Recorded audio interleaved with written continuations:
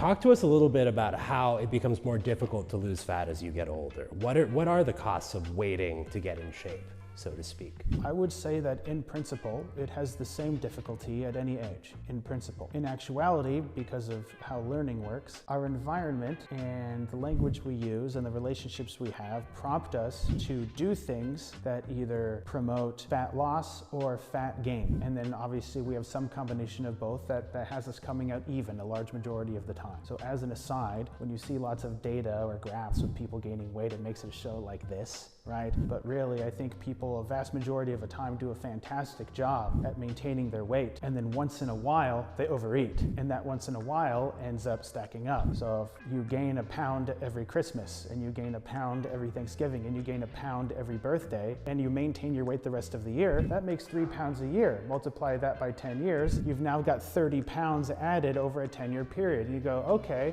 that may actually follow with how my weight is tracked. So the idea that we steadily gain weight over time, I think, at least how we present that data, confuses the reality that we do a pretty good job at maintaining our weight and have select instances where we overeat. Chronic overeating would mean chronic weight gain, and I think we see the results of that sometimes and it looks super obvious rather than just the general amount of like, we add a little bit over the years. It comes from that isolated or discrete times where we overeat and then maintain the rest of the time. So you end up creating this sort of, it has like a dynamic equilibrium, but like basically if you maintain your weight 99% of the time, 1 out of 100 days you gain a pound, then at 300 days you'll gain 3 pounds. So looking at it that way, and what makes it more difficult to lose weight, the more times that happens over the course of your life, the more likely you will overeat in the circumstances you have overeaten in the past. So if you look at the inherent rewarding nature of food and the situations that prompt you to overeat, I essentially define overeating as eating over how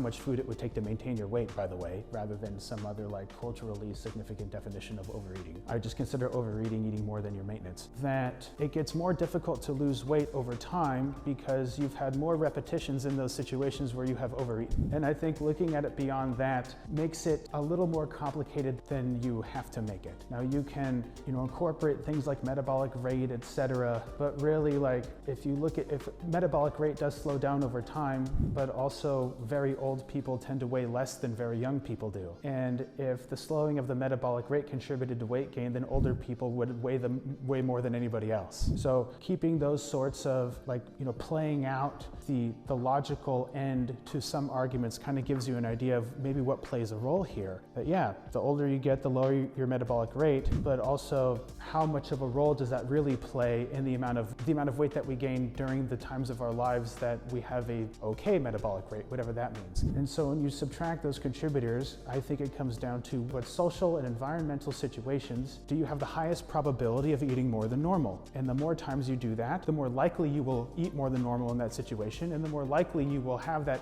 little tick up in weight gain. And then that fraction of a pound multiplied, fraction of whatever unit weight, multiplied by however many times, you can extrapolate that out into the incremental weight gain over a very long period. So if we look at this from the context of what I taught myself to do on accident, you can then analyze those situations and say, okay, what makes me more likely to overeat in this sort of situation, or what environmental consequences at work or at home or whatever make me more likely to eat more than I normally do. If we accept the argument that people in general do a good job at maintaining their weight and then have situations where they overeat intermittently, well, that gives you something to focus on as far as how can I modify my environment, my relationships with other people, how I talk to myself or how I think. That gives me an opportunity to really analyze and change the environment and my relationships and the way I talk to myself to modify the probability that I will overeat in that situation. And that might mean changing situation. It might mean changing people in that situation. It might mean prompting yourself ahead of time.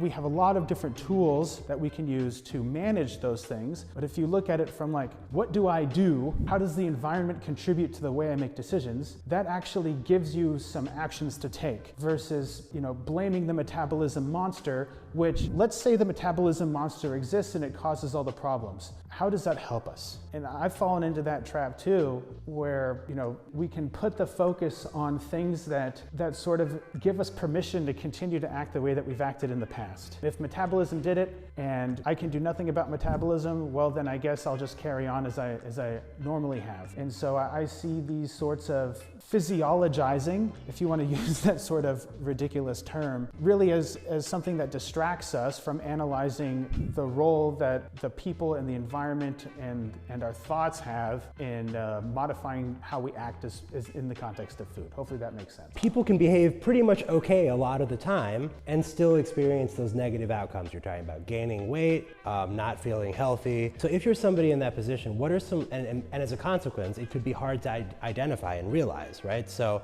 what are some telltale signs that you can give somebody who might be in that situation? What kinds of things are present that might suggest to you that you're living this lifestyle where you have a pop in weight every now and then? How do you wake up to that?